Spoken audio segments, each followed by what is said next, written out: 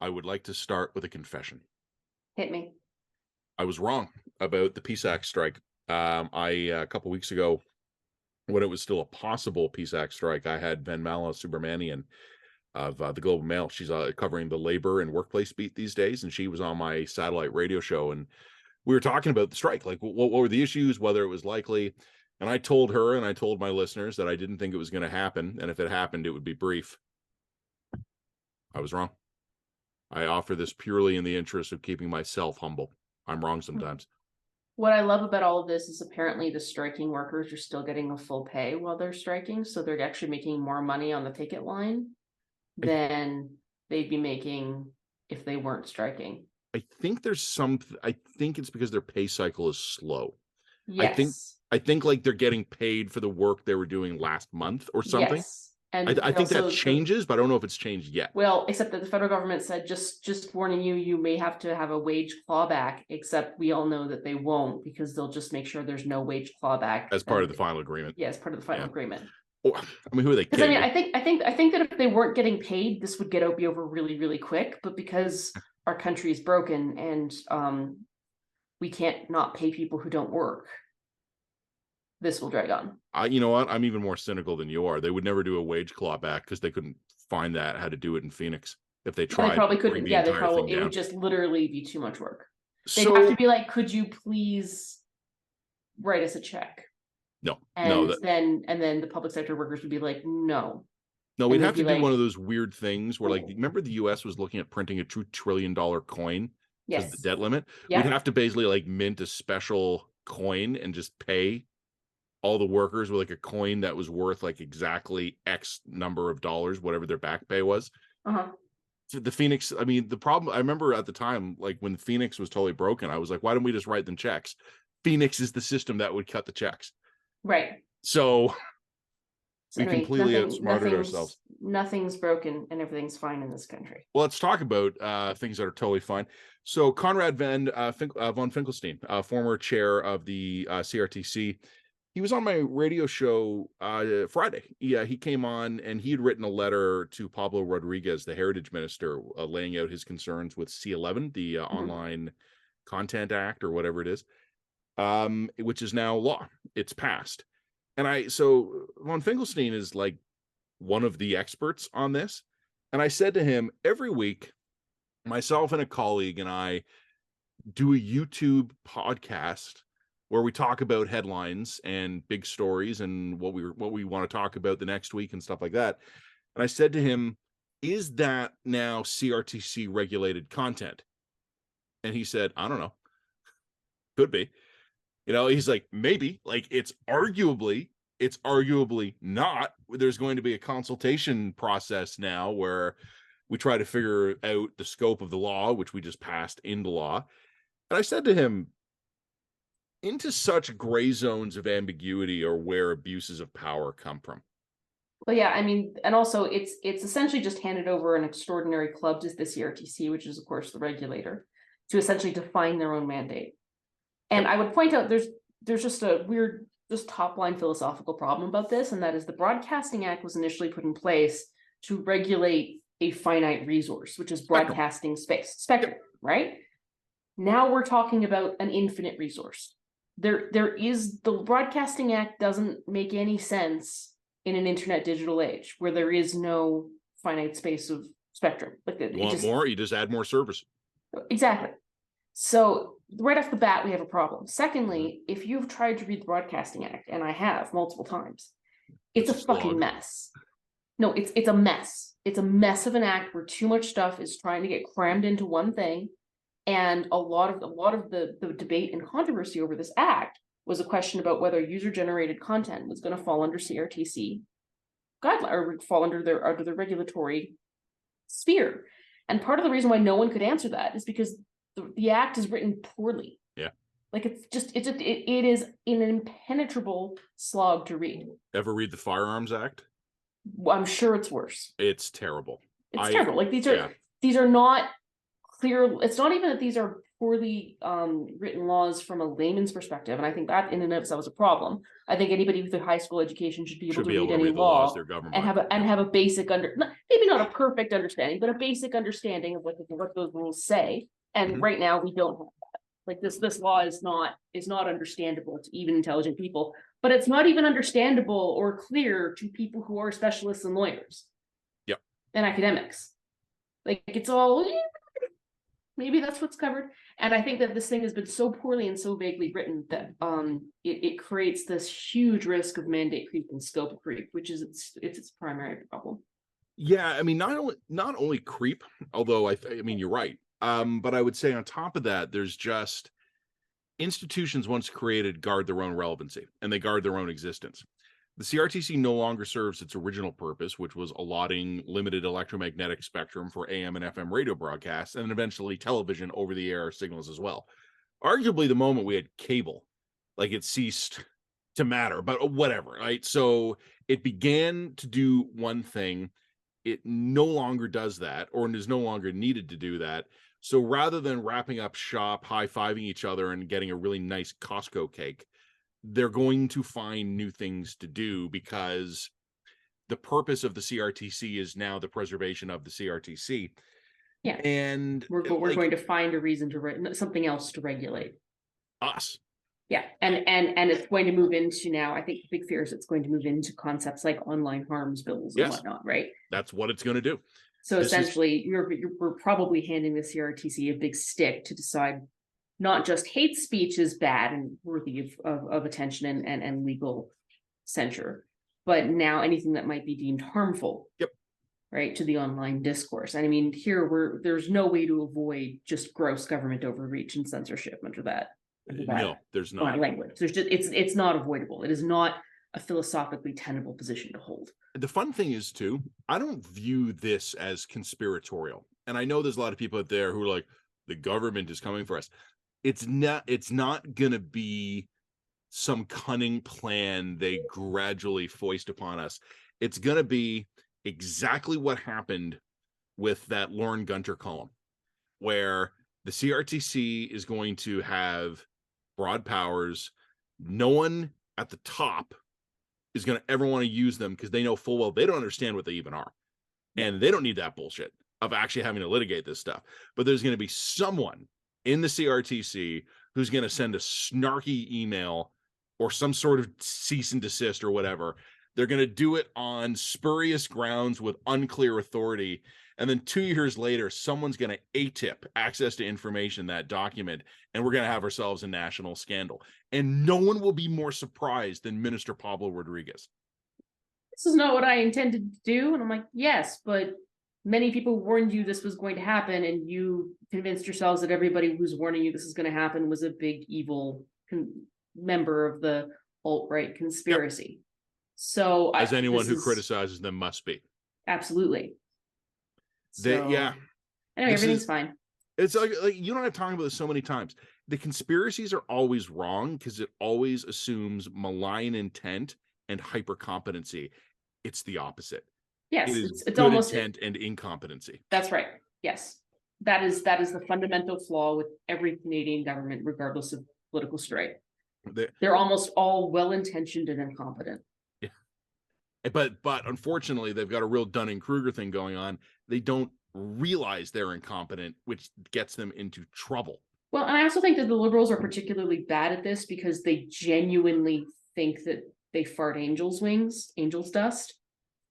So they're angels' wings would be uncomfortable. I think they genuinely think they fart angels' dust, and as a result, that all of the incompetent and sometimes outright corrupt things that they do, they can't see it, or they give themselves a pass for it because their intentions are so pure. Yeah.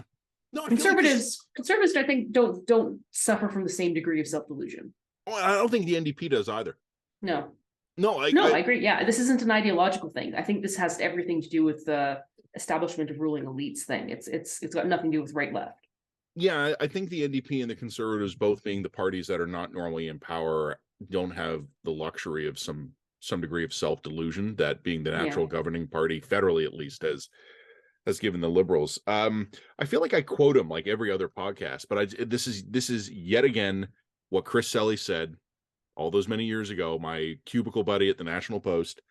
The Liberals are the kind of people who sincerely believe they would never do the thing they are currently doing. Yeah. Like, and there's a real dissonance there that I can't fix. And what I have noticed is that in the immediate aftermath of like a massive electoral blowout, the Liberals will go, yeah, we shouldn't have done that. No, that was bad. Yeah, but the problem with this current crop of Liberals is that they didn't actually do any soul searching. They just stuck the biggest, shiniest thing onto the top of the Liberal brand, which in this case was Justin Trudeau, and they rolled into the next electoral cycle. So that's why these people never learn. They never correct course. That actually wasn't the worst thing that happened to them. That was the second worst thing that happened to them. The worst thing was that it worked. Oh yeah, exactly. That's right. And then of course they completely destroyed their own grassroots. So and centralized everything through the Prime Minister's office, basically turning the Liberal Party into a cult of personality. So well, okay, you know what? Everything's fine. Everything's great. Super. country ticking along. No complaints. I'm going to blow up the plan a little bit because that was going to be item 3 on my list, but now it's item 2 on the list. There's one thing I forgot to mention. That was apparently we have a AAA rating. The credit ratings Canada. Oh, the credit rating. And the G7 best job growth in the G7. Yeah, of course you just have to ignore the fact that our high growth is directly correlated with our high immigration levels. Ridiculously high immigration levels, and the second you divide any of these metrics per capita, we start to fall apart pretty dramatically. And secondly, a lot of people, of course, respond to our reaffirmation of the AAA credit rating with but Canada's not broken. A AAA credit rating just means that the credit agencies have faith that you're not going to default on your debts. Yeah, if we had anything but a triple credit rating or AAA credit rating, that would be a disaster. We have no excuse for not having it.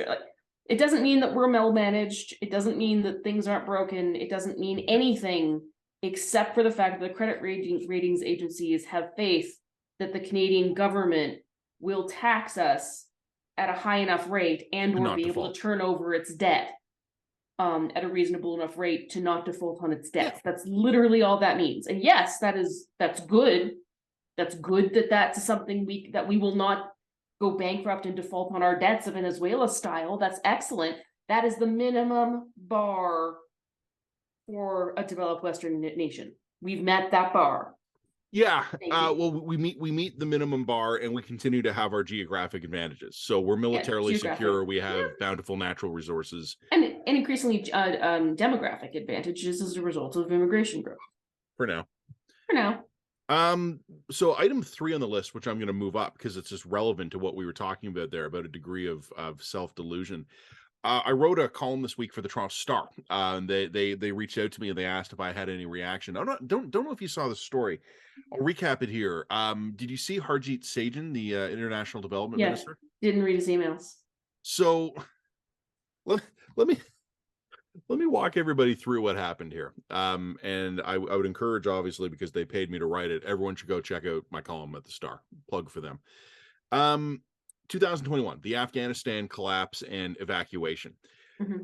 Last week, at a parliamentary committee looking into this, a Canadian senator, I forget her first name, Senator McFedrin, was testified that she had a template of a Canadian travel document that she was sending to people in Afghanistan saying, print these, get your people out, fill in the blanks, print these, get your people out, sending them to people, she said, trusted people like NGOs or people the Canadian government had worked for here. And this, just to put it mildly, is not the way it's supposed to work. Now, I'm not criticizing Senator McFedrin, like God bless her for actually seizing some initiative here and breaking rules in order to save lives. I think we need more of that. But when she was testifying about this, she said that she had gotten the document, the blank, the template, from Sajjan's then chief of staff. He was still the defense minister then. And that she had told the minister and the chief of staff by email that she had sent out like 600 blank templates to get people out. Mm-hmm. I don't know if you had read Shannon Gormley's long feature at the time, which was about a year ago. It's fascinating, talking about the fall of Kabul. if you didn't have some kind of official looking document, you didn't even get onto the tarmac at the airport, let alone onto a plane. So, she had written about how basically she and Andrew Coyne, her partner, were basically sending stuff on letterhead with like a big maple leaf on it, like grant this person passage. They had you had to get people through the gates. And this senator, God bless her, took a Canadian document, gave it to the people on the ground there, and said, "Go nuts." So there's two comments I want to make, and obviously I want to tell you what Sagen said about this. The first comment I want to make is that if a Canadian senator correctly determined that the only way to save lives was to bullshit her way through this because the Canadian federal government would not be capable of doing it properly, that is a data point. Like, she on For the a country inside, that's definitely not broken and is working fine. how fucked up is a government when the people on the inside are like, well, the process won't work, so let's just improvise some literal bullshit. It's just to save copy and lives. paste Yeah. some letterhead together and we'll send it out. There you go. So again, not criticizing the senator, even though what she did, I'm sure, violated some regulation or rule or something. She reached the correct conclusion and did the right thing to save lives. She should get a plaque at Global Affairs Canada. She won't, but she should. Anyway, back to the narrative. So she was telling Sagen and the chief of staff that she was doing this. Sagen was asked about it this week and said, I don't know, I wasn't reading my emails. I was busy. Who reads their emails, really? So, in fairness, there probably is an argument to be made that we live in an era with way too many extraneous emails. All of us are suffering some degree of digital burnout, particularly during the work from home era of the pandemic. Like, I'm not shocked to hear that a Canadian cabinet minister can't stay on top of their emails. I'm going to give Minister Sagen a tiny bit of credit, just a tiny bit on that one. I'm probably not caught up on my emails after. But isn't that telling us something really important? That in the middle of an emergency in which the military was required to save Canadian lives and the lives of our friends, that the Minister of National Defense was being provided real-time information by a senior Canadian government official, and he didn't know it because of communication failures. Remember that column I wrote just a couple months ago about POEC, the Public Order Emergency Commission? One of the things I was writing about, because it came out in the documents, is that our federal government cannot communicate with itself. And this was something that was explicitly highlighted during the POEC testimony. People in the intelligence community didn't know how to talk to the police. There were not established lines of communication. The rules and the protocols weren't clear. Specifically cited in the POEC report is Commissioner Rouleau going, senior staffers were getting their information off of Twitter. I know because I was mentioned in this, and some of what I'd been writing on it was what popped up in the testimony a few times. Stuff that I and others on the ground were doing was it was easier for the Canadian government members to absorb that information than their own internal documents here. We're getting sign after sign that our government can't communicate with itself. And what do we do about that? Like, of all the, like, this is the core of my Canada is broken thesis. It's not that we're broken because we've got big problems. We have some big problems, but we're broken because we're incompetent. And the Minister of National Defense is the guy, in theory, who gets a phone call when all hell is breaking loose. The missiles are flying. Does he answer? Does anyone pick up? No. I mean, maybe. Probably not. One of the things that's emerged, I just find interesting since the POEC stuff came out, and I wrote about it, was I've had the opportunity to speak with some police and military officials since then. Our police and military guys still know how to run a shop. They know how to talk to each other. For now. not perfectly, but like more or less information moves. The federal government can't communicate with itself. And I think we saw that during COVID, the risk to Canada is low. Whoops, nope, there's plague everywhere. During the convoy, how many people are here? Who's in command of this? Somebody check Twitter. And I think this also explains, even setting aside the catastrophic stuff, this stuff probably explains some of the dumb public policy faceplants or political faceplants they've had. How many times in recent years have you and I talked about how this government is very slow to realize it's in trouble?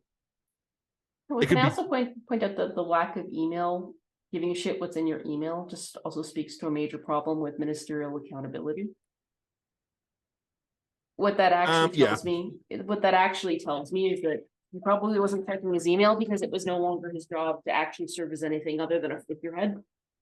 And all of the major decisions was effectively being channeled through the prime minister's office anyway. So of course he wasn't checking his email. He didn't give a shit. It wasn't his job anymore.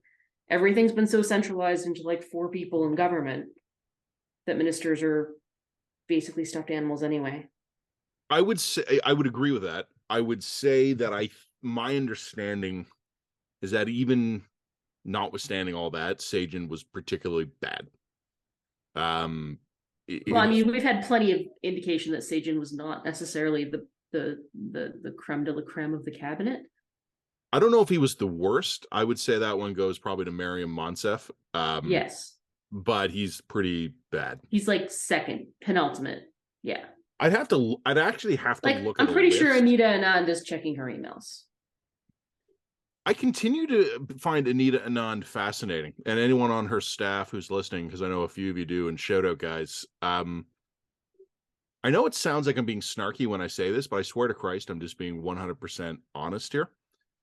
I still don't know if she is a genuine rock star or if she's just competent.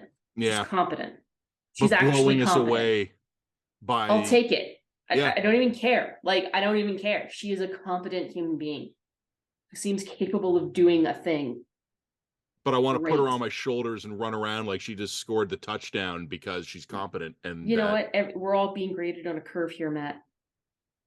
We're all being graded on a curve. Story of my life. So wait, you think you and I would be in the position we're in America, where the best Canada's got? I don't know what to tell you. What was that? With us. Remember the Charlie Sheen movie, Hot Shots? No. Oh boy, there were 2 of them, and they were Leslie Nielsen style spoofs of military movies. And there's this great line from the second one where he's he's the traumatized soldier. He's living in like a mountain retreat, meditating, and he gets approached by the beautiful, mysterious woman from the CIA who says, "We need you to go in and lead the team to rescue the hostages." And it's to her, "Why me?" And she goes, "You're the best of what's left." And the other, all kidding aside though, I mean, the other thing I've said about my career rise, and I think this would somewhat speak true of yours as well, we got promoted World War I style. It's like, whoops, the major's dead, you're the major now. Whoops, the colonel's dead, you're the colonel now. Speak for yourself. I never got promoted at all. You did fine. Like you were doing interesting things. You weren't on the management track like I was, but you got cool and interesting jobs. Why wasn't I on the management track, Matt? What about me did not scream? I don't know if it's necessarily the perfect match for your skill set. Ding. And that right there is why, and that's right there why you're on the management. Well, I remember what Churchill said, right? I would think it was Churchill that diplomacy is the art of telling someone to go to hell in a way that leaves them looking forward to the trip. That's probably one of those fake Churchillian statements, but it's a good one. Good enough. We'll take it. I want to ask you a question. All right, hit me. We ran an article on Friday by Jared Wesley and Ken Bosencool.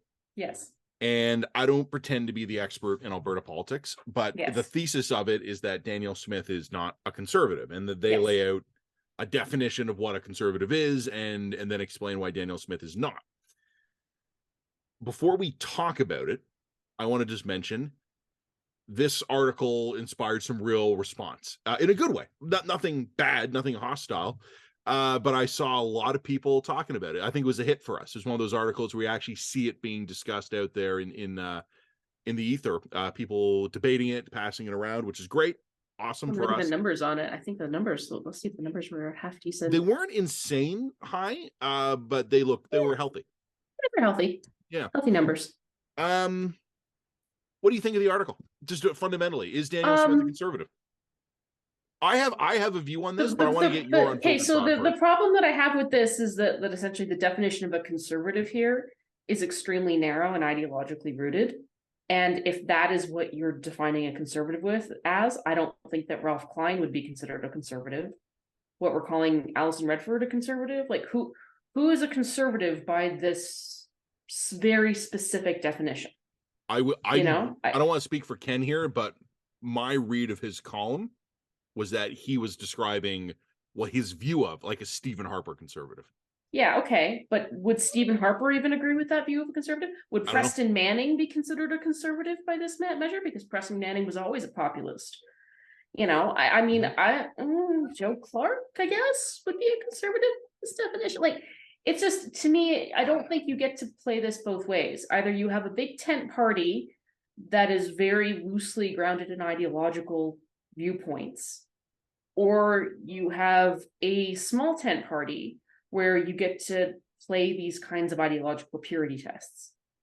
And I think that for Ken, he's in kind of this interesting position where he's very much this policy wonkish, ideological conservative, and he doesn't like who's in the tent with him.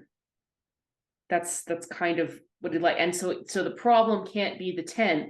The problem can't be the ideology. The problem has to be that these people don't actually meet the bar, and we've extended the tent too far, kind of thing. I understand that from a human level. But despite I think his objections, I think there is something fundamentally tribal about that definition of conservatism. We're in, you're out, right? And I think fundamentally the debate about who's in and who's out, kind of his team lost it. His team just lost. So what's a conservative? I mean, what's a progressive now? Because a progressive now is now essentially new wokey shit. It's not the leftist of 10 years ago. Well, right? Like that's the leftists of 10 years ago are the centrists of today. I mean, and would be considered the neoliberal shills of today. Like I think that these definitions are always they're never set in stone. And I think that if you're blind to the tribal human factor and who gets to decide who's part of your club, you're not going to wind up deciding who's in the club. The reason I wanted to ask you that before I told you how I feel about it is because I defer to you on the Alberta stuff. Like I don't pretend to understand those nuances. Alberta's really, I mean, I do agree with Ken on one point. Alberta's never really been conservative ideologically in the framework that he's suggesting. Alberta could just as easily have turned out to be the stronghold of the NDP opposition. Yeah. As the fact that it is the conservative stronghold is an accident of circumstance and timing. That's it. Oh yeah.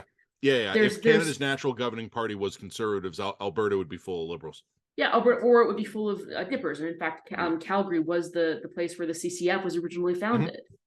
Like this is just what it is. Like this Alberta, I think, was always sort of geographically destined to be in opposition to the governing liberal elites, the natural governing party. But the fact that happens to align them with the conservatives is literally just an accident of history. Yeah, it's a quirk. It's a quirk. Yeah. This province thinks of itself as being really conservative. We have conservative values, but you look at who it elects and what it spends its money on and the way it behaves and where it actually comes out on values metrics. And we are stock standard Canadians, like on almost every metric. Yeah. We're not more socially conservative than Ontario. We're not. There are certainly socially conservative enclaves, but like we spend like fucking drunken cokeheads. I think we've been allowed to maintain this illusion of ourselves as conservative just because of our resource wealth. Yep. Right? See, I get in trouble when I say this stuff, but this is what I've been politely telling you for years. Albertans Yeah, we're not Birds have a conservative. view of themselves that does not match reality. No, it doesn't match any actual action. No. I mean, I think we have the highest number of atheists in the province. Like, you know, like it's Program spending per capita program is spending highest, per capita or is near crazy high. We don't actually have to tighten the belt. The only thing, I mean, okay, so Ralph Klein paid off the debt. Well, how did he do that? Huge natural gas resource royalties. Yeah, And then money he was shooting proceeded, out of the ground. yeah, and then he proceeded to spend that shit like crazy and in ways that future conservative governments were never able to turn around. Like, there's no rhyme or reason to what gets considered conservative. It's purely a tribal sort of like, we are going to align ourselves with the party that we think is going to represent our interests and represent the interests of our natural resources. That's it. It could have just as easily been any other party. The reason I found Ken's essay very interesting, and I defer to you on the Alberta stuff, but I took a national view of it. The kind of conservative Ken is describing, I agree with you, it's a narrow definition and maybe even somewhat of an idealized one, fair enough. But that's the small c kind of conservative that I am. And when Ken was describing that, I recognized it. But I think, and I don't say this to say this behind Ken's back. I hope he listens to that, and I'm going to flag it for him so that I know that he does, just so I don't feel shitty about saying this without him knowing it. I don't know if Ken is as far along as the grieving process as I am, right? Like, I had, and I've told people this before. I think I've even told Ken this before, where at some conference, I don't even remember where the hell I was, but it was around the middle of the Harper majority. So call it ballpark 2013, where I first began getting the sense that the like warden to inmate ratio at the asylum was off. And you talked like you called it like the tent, right? Okay, so Ken doesn't like who he's in the tent with. I don't want to speak for Ken here, so this is my snapshot view of it here. There's always been uncomfortable groups sharing the big conservative tent. Yeah. I am the kind of small c incremental progress conservative that Ken talk about. I also have a big weirdo streak of national security hawk. We exist in Canada, but there's not many of us. So that's kind of where I come to it. I don't give a shit about all this stuff. Just get me a fleet of goddamn warships. Like, so like I have a different set of priorities here, but there's always been weirdos in the tent.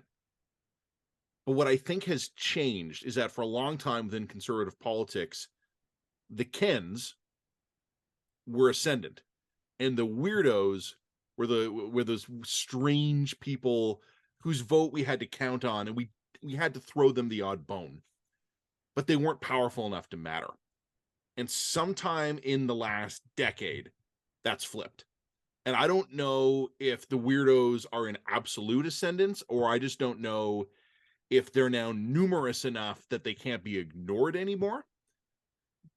But I saw John Michael McGrath, who's a colleague of mine here in Toronto. He's a producer at tbo.org here in Toronto. He had this great retweet of Ken and Jared's article where he just basically said, this is an issue that was litigated at the last leadership vote, and Ken's side lost. And I think that's bang on. But I also think Ken actually tried to run Rajan Sani, who was one of the leadership contenders that ran against Danielle Smith. Yeah, okay, yeah, and has actually come into line under Smith, by the way, is taking over Sonia Savage's old writing. So I mean, I don't know. This is what is happening in Alberta conservatism now is what has been happening in Conservative Party of Canada conservatism for a while. 2021, just before that election. Remember that article I wrote here where I basically said, if the moderate conservatives don't do well in this election, the conservatives are screwed. Well, and this is an interesting thing because I think it temperamentally, if you represent the sort of Laurentian consensus Tory, red Tory kind of conservative, I'm a little bit more on the Wild West libertarian side. Yeah. I don't know if I'm ideologically conservative. I think that if you were to look at my belief system, you'd find them to be wildly inconsistent and very rooted in a case-by-case basis. I'm not like reading Burke to decide how I'm going to come up with something. Like most people, I just don't I'm not that rooted in that. But, I do kind of share the fuck you, Ottawa, fuck you, Toronto instinct. You know what I mean? I do kind of share that sense that too much of this country is governed by too few people who don't let enough viewpoints through the gate. And I think that that's unhealthy and it's unsustainable. And I think that part of what we're seeing is the rise of the weirdos, the rise of the populism, the rise of people like Danielle Smith is a direct reaction to too narrow control being held by too few people for too long. And isn't representative of the ascendant or representative of the established conservative elite anymore. He just isn't. He definitely isn't now. No, he isn't now. And 10 years ago, or 12, 15 years ago, 10 years ago, 15, probably, yeah, exactly. And I'm not saying that to trash Ken. I like Ken quite a lot, but I also feel like now we're using Ken as a proxy, like not even talking about Ken. We're not talking about Ken personally. We're talking about the Kens. Exactly. Yeah. It's like that elite has been dethroned and disempowered. And a new elite is taking its place. The problem is that this new elite that's taking its place doesn't see itself as that, right? So we're just letting that process play itself out. There's an interesting sidebar to this, or maybe it's not a sidebar. I don't know. Maybe it's the central pillar. I asked a conservative friend of mine, kind of around the time Poilievre was taking over, or I said to him, describe conservatives in Canada to me today. And he told me they haven't changed much over the last 10 years. He says what's changed is the Conservative Party of Canada's membership. And that in turn is changing the caucus of the Conservative Party of Canada. Because there's an interesting dynamic in Canadian federal politics, which I know I'm stating the blindingly obvious for those who've thought about it. When a Conservative Party does well in Canada, when it wins a bunch of seats, it becomes more moderate, for lack of a better term. I don't know if that's the perfect term to use for it, but a good election cycle for the Conservatives is one where a bunch of Ontarians, Quebecers, and Atlantic Conservatives join the party. When the Conservative Party is in opposition, it retreats to a Western rural base. It doesn't change. Nothing changes about the characteristics of who, as a Canadian, describes themselves as conservative. But it can radically change what it looks like in Parliament. And I think we sometimes forget the fact that I did some number crunching. I think it was in 2019 or 2021. Something like there were like more people in Quebec voting conservative federally than in Alberta, because it has a much bigger population. So it's not like there aren't conservatives elsewhere. It's just the electoral. I'll have to go pull the numbers, so I don't want anyone to quote me on that. But the actual raw number of conservative voters in Eastern Canada is way bigger than I think people would expect, but they don't get the seats. And I think that skews the understanding of what the party is. Well, can I just say this sort of cycle between the elite and the populace sort of over the. I do think that there is an element of this that is an extremely healthy thing. And this is a big controversial statement when I make it. I do think that parties need to go through these renewal processes. They need to have, you have these established elites. They win for a while, they just stop winning for a while, they increasingly lose touch with their base, with where the electorate is at. And then that forces revolution and introspection and a reimagining of what that party sort of stands for and what its vision actually is. And I think that is or ought to be a very healthy process, a healthy dynamic cycle. I think that, for example, when the Liberals inevitably lose, they'll have to go through that cycle themselves, right? And if there's anything left of that party's grassroots, that's where the future leadership from that party is going to come from. I think that that's really normal. And I think that it's also really normal for people who have been at the highest echelons of power within that party structure to feel threatened by that process. Now, that being said, revolution isn't always positive and progress isn't always forward and change isn't always good. Sometimes those revolutions lead parties into really bad, dark places. It's what it is.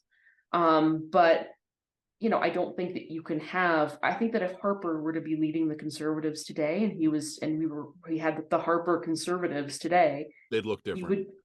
Well, no, if you ran that carbon copy of a leadership structure in the Conservatives of 2024, 2023, the Conservatives wouldn't have a hope.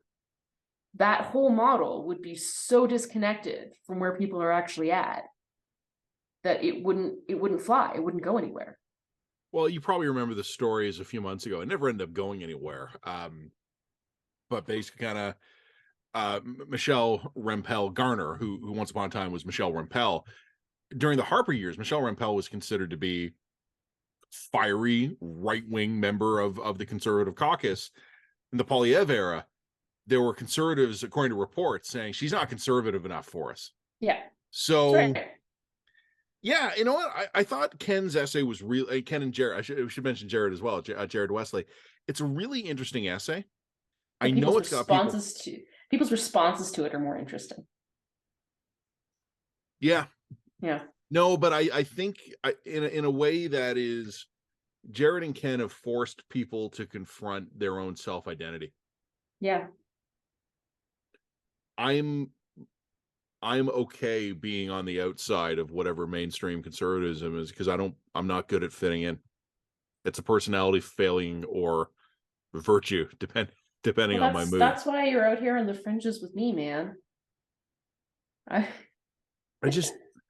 I'm very cool with letting people be themselves, but I insist upon the right to also be myself, and that makes me a bad team player. Well, this is why neither of us is in politics. Yeah, no, it's I really do hope people take the time to read what Jared and Ken wrote, if only to see how it makes them feel, because I know there's gonna be a lot of people out there. Like, when I read it, I fundamentally agreed with it here. The conservatism that I'm seeing today does not align with a lot of what I would want from a conservative party. It's not even necessarily a values issue. It's often more of a focus. Yeah, but I mean, where I'm seeing this is that this is part of a renewal process, and I think that Danielle Smith and her gaffes and her blunders, and they are many, is part of a reimagination of what modern conservatism is, and there's going to be some missteps along the way. And I'm not saying that to cut her some slack, because she might wind up just blowing the shot. You know what I mean? Like, it could wind up just not working. It could suck. She could lose to Notley. You know what I mean? She could have a minority government and be backstabbed. You know what I'm saying? Like, this is part of a messy process of conservatives writ large redefining and figuring out what they stand for today. And it's not going to look like Harper conservatism, because Harper conservatism was a creature of its own time and era. Doug Ford's 83-seat majority in Ontario does not look anything like what Stephen Harper would recognize as conservative. No, that's correct. Right? It is a product of its time and of its place. This is going to be, this version of conservatism is going to be a product of a time and of a place.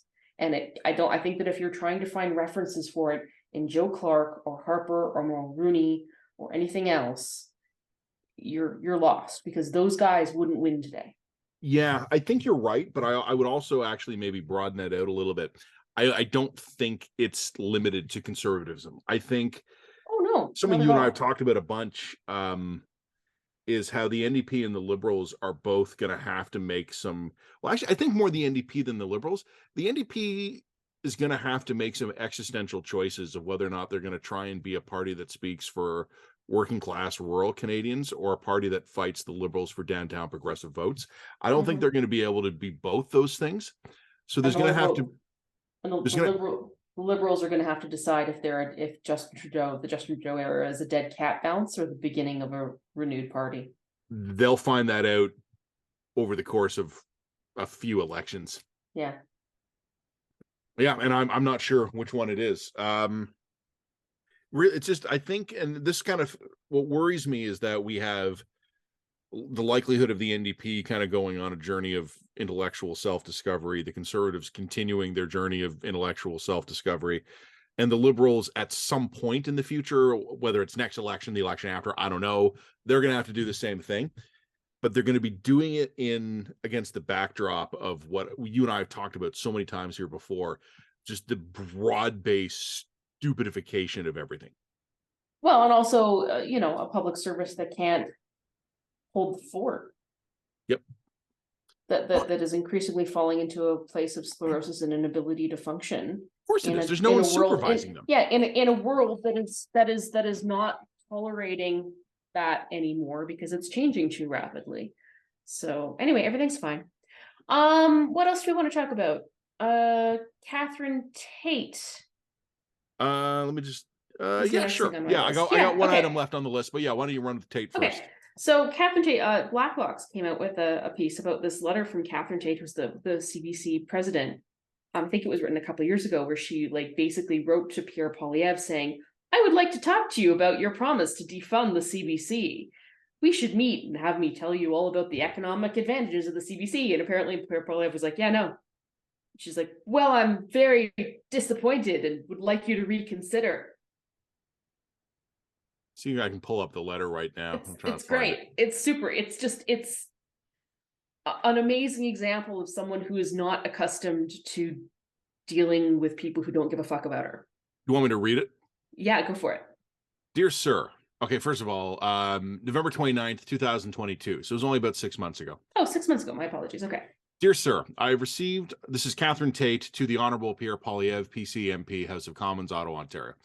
Dear Sir, I have received a response from your office informing me that you were not able to accommodate my request to meet with you. I must admit I find this disappointing. Given that during your leadership campaign, you publicly promised to defund the CBC, I would have hoped that spending some time to understand the organization would be useful. Your party continues to run email blasts and Twitter and Facebook ads, falsely accusing CBC journalists of bias and using the defund promise to try and generate money for your party. These fundraising efforts do not acknowledge the scope or value that CBC Radio Canada actually delivers to Canadians, or the implications to this country and its economy were to be defunded.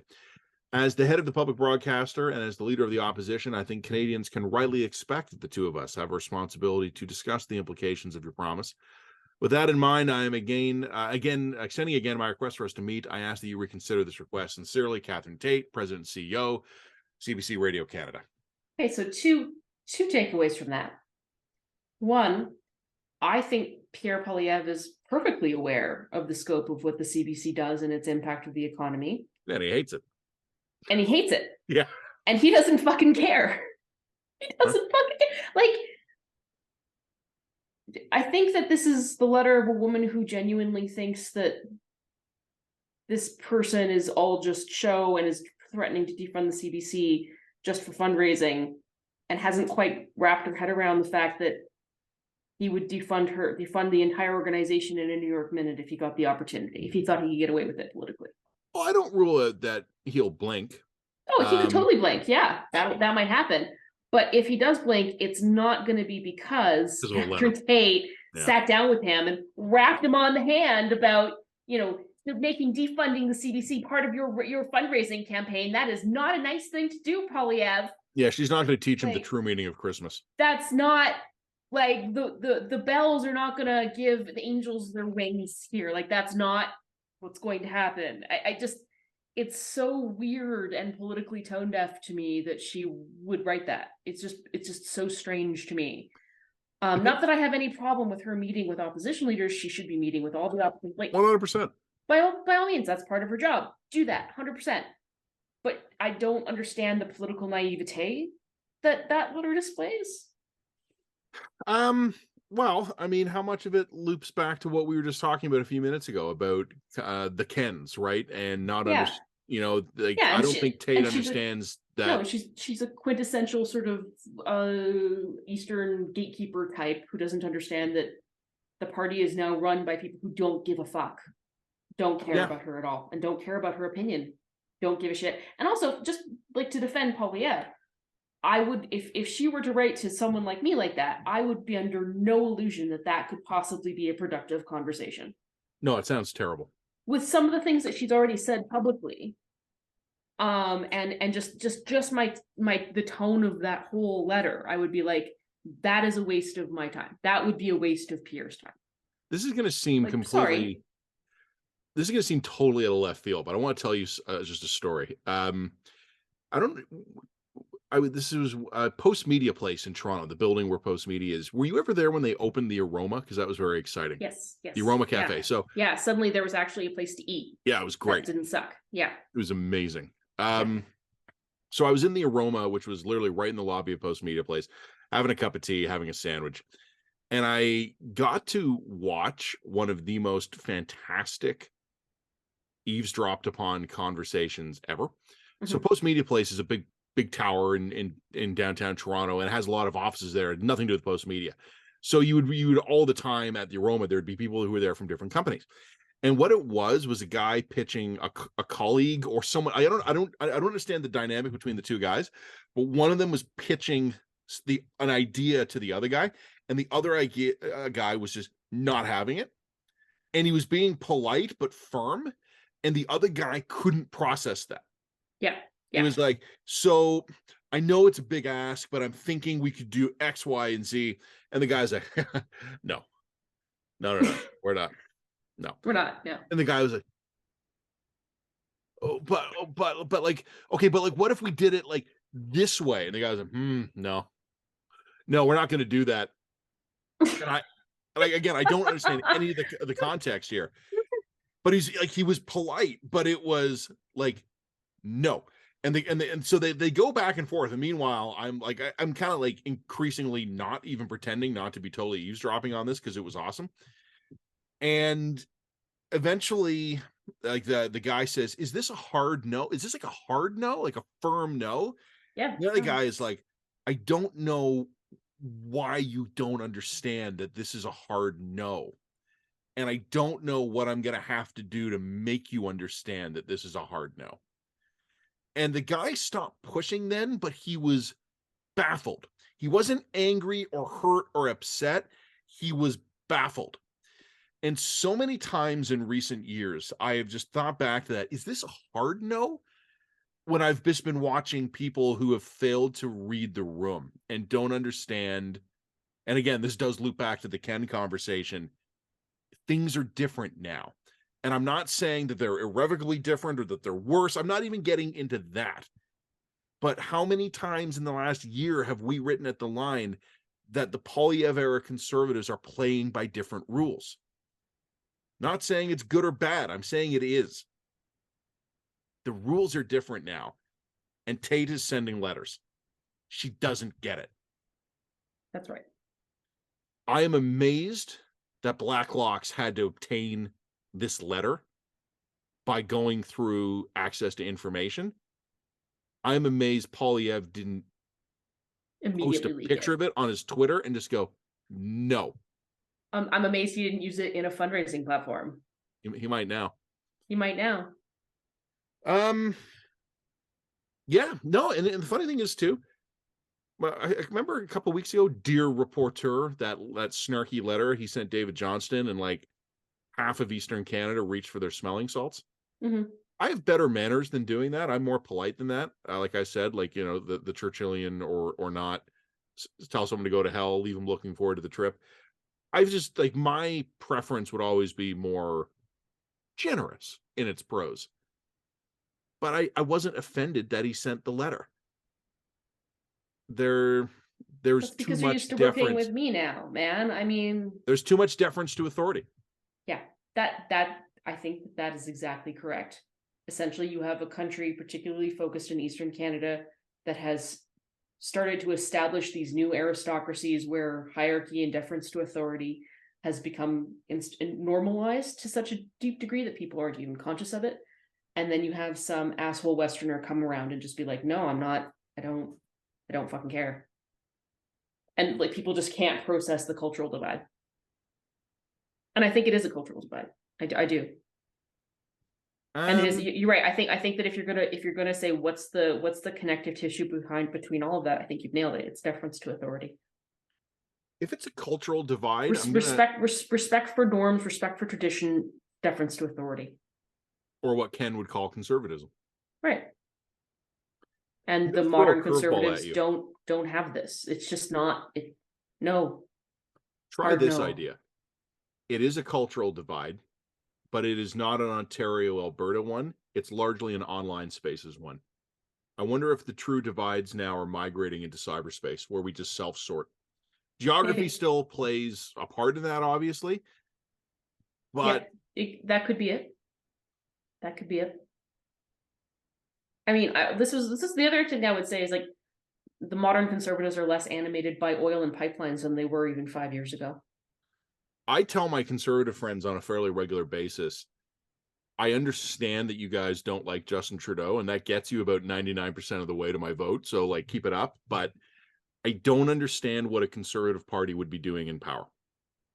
And it's actually my job to understand this. And I like the conservatives do come out and they say, we oppose this, we wouldn't do this. We I oppose don't that, think we they wouldn't do even this. know. I don't think they even know. I don't think they care because, like, this is the Maybe. memification problem I've been telling you about.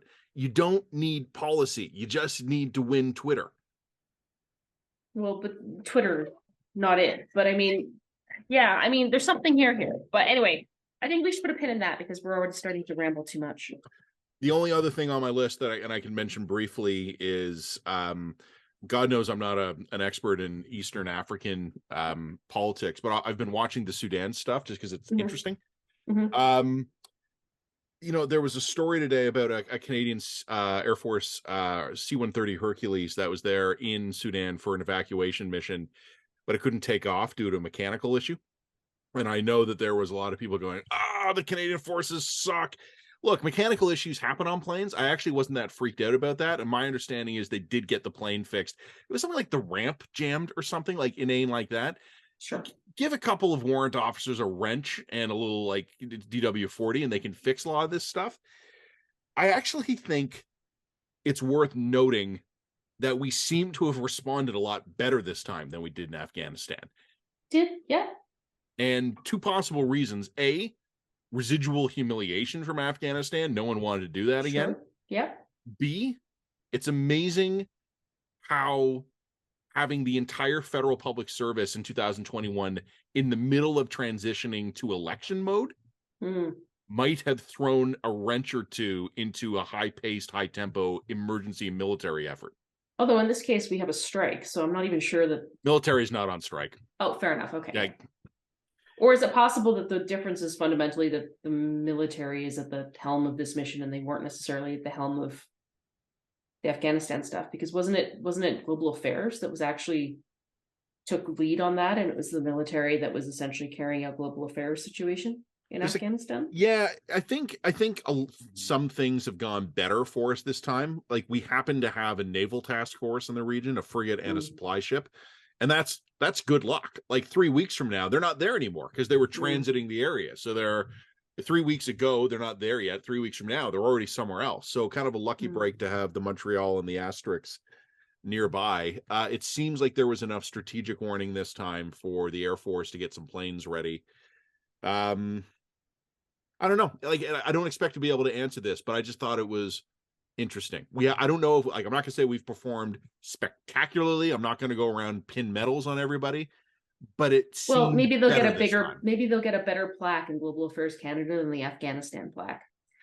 The only thing that I just observed about Sudan was just the number of times I've heard Justin Trudeau being the point on it from a comms perspective. I found that to be odd. Why does Justin Trudeau have to be the point on evacuate? Like, wouldn't this be the sort of file that it would be appropriate to defer to the minister in charge? Like, let someone else, like, what to me, it just went, I don't know, to me, that it was like, okay, so what's it, why is Justin Trudeau the point guy on this? Like, this is a weird one for the Prime Minister's office to be the point guy on. It should be... That's interesting. You know what I mean? Like, it's, I don't know. I hadn't noticed that, but as you know, just for some family stuff this week, I wasn't paying as much attention. Yeah, and I'm not going to claim that I would listen. I didn't listen to all of the press conferences, but it just sort of seems to me more and more often that, well, Melanie Joly is the head of foreign affairs, and Global Mary affairs, Ng is international trade, and then Anita Anand is Minister of Defense. Yeah, exactly. Like, why aren't they point? That's interesting. Okay, how come it seems to be like Justin Trudeau's point for more and more shit? Because to me, that tells me that that's a reflection of an increasing well, that centralization. fits everything else we've seen. Yeah, exactly. But I'm just saying, it's like there are other ministers who should be answering deep. Like, I understand Justin Trudeau giving a statement or whatever, but why is he the guy answering detailed? Well, fair enough. But why is he the guy answering detailed questions about evacuations? Like, that should be not something he's concerned with. Like, he should not be worried about the actual minutia of these evacuations and answering press questions about them. He just shouldn't be. That should be the minister or even the deputy minister. Like, you know what I mean? Like, that's not. This is just. I just found that to be a really weird thing that he would be doing the point comms on this. Okay, first of all, I don't know. I hadn't noticed that, but I take your word for it. I did notice, and I did comment to a colleague at the CBC. I was just speaking with her today, and on my radio show earlier in the week, Stephanie Levitz at the Star made a similar observation. Everything coming out of Ottawa right now feels a little off. And what I just mean by that is that it feels a little bit like those final 2 weeks before the summer break, but it's not even close to that. This week, the Conservatives were talking a lot about carbon tax. The Liberals were talking a lot about guns and abortion. It's like they're both going to their greatest hits playlist at a time when I wouldn't actually be expecting them to. Part of what it might have been, and this could explain what you're talking about here, is the Prime Minister doesn't want to talk about the PSAC strike. Maybe. But then why is he doing any public relations? Why is he doing any pressures at all? He was in New York for a trade mission, so maybe he's just stuck in a. But I mean, yeah, but it's like okay. so Maybe he can avoid it though. Like maybe the things he's doing kind of requires press availability. Okay, but it's okay for him to be like, you know what? I'm not the point. I'm here in New York doing this trade delegation. I'm not the point person on Sudan. You need to talk to Minister X on this. Like, that is a perfectly respectable response. This is the guy who gave COVID briefings outside his front door every day for months. Like he's not out of character.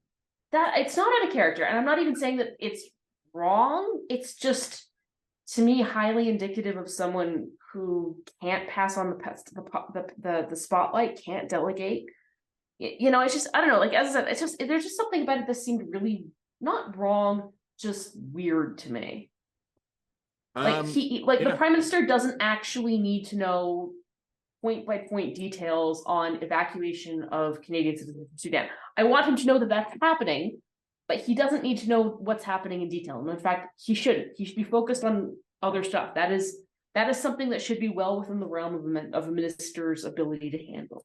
Now I'm imagining him holding a press conference about exactly what part on the C-130 ramp jammed and what tool you need to use. Exactly. Like I gotta give it about 3 pounds of torque and then spray a little oil on it. I'll help you out. We'll get I went down to Home Depot.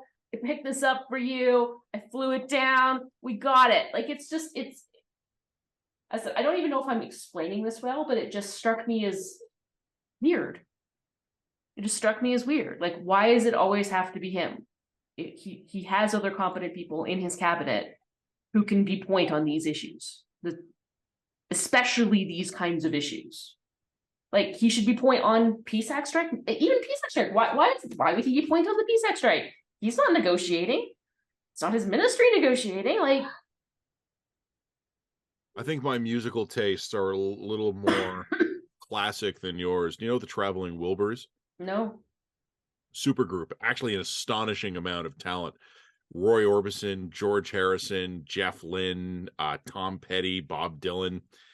They're probably their most famous song was "Handle Me with Care," and they've got this great line about being overexposed, commercialized. It's Justin Trudeau, and he's like the Meghan Markle of Canadian politics. Well, we were talking a minute ago, right, about these guys aren't good at internal communications. When I was writing with my star column, I said some of this stuff is probably the function of a burnt out government, long in the tooth. Some of it is having a way over centralized command and control system where Katie Telford needs to personally meditate for 45 minutes on every issue before. But if you look at, I mean, you and I talked about this a bit before, but not recently. When you look at the current Trudeau cabinet, it's not as impressive as it started with. There's still some good ministers, or okay ministers, but how often do ministers take point on any public policy file in Canada? It's the Prime Minister outside of his house. Yeah. talking about middle-class jobs. And Anyway, I didn't even mean to really bring that one up, but anyway, I think we've gone on long enough here, but you should go listen to the Traveling Wilburys. They were pretty good. Okay. Imagine a band that has Bob Dylan, Tom Petty, George Harrison, Jeff Lynne, and Roy Orbison, and that's a lot of firepower in one band. Do you know any of those names? No. But to be honest with you, we're going to reach the point of the podcast where I'm just kind of zoning out a little bit. Well, I'm talking about an 80s vintage supergroup. So I don't know if I'm fully zoned in. All right. So I'm going to propose I'm going to go propose I go listen to some Traveling Wilburys. I'm going to propose you go zone back in somewhere. Why don't we just pop a few emails back and forth tomorrow and figure out who will write what?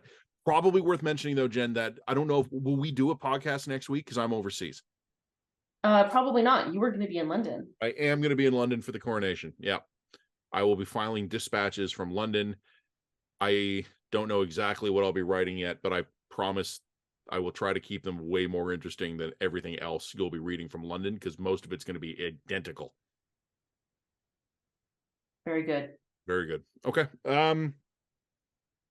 Do you want to do a guest podcast with someone else or do you want to just skip it?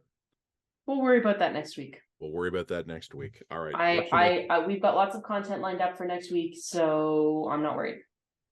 No, if you're not worried, I'm not worried. All right. Handle me with care. All right. Bye. Okay.